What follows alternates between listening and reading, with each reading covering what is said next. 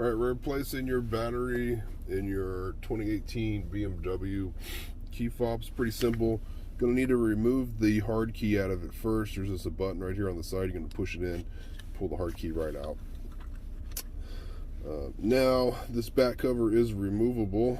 All you need to do is pull it or pry it from this side right here, and it will just come right off. Okay, you see how it's hanging off right here?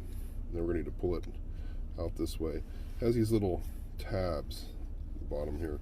Just note that when we go to put it back together, we're going to stick those in first. Now you're going to need a little screwdriver or a butter knife, and you're going to remove the battery. It's a CR2032, and we're just going to pry it from somewhere on this side of it. Okay, and when you do it, they like to fly right out, so be kind of careful. All right, and just pull it right out. Okay, now when you get your new one, you're going to want to install it with the words facing up.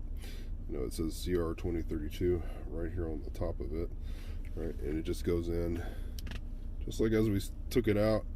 There's a little channel here for it to go in first, and then we're just going to pop it right back in, and then just replace the cover. Again, the cover has these little feet hanging off of it. Slide it right in there. It's going to be a little tricky.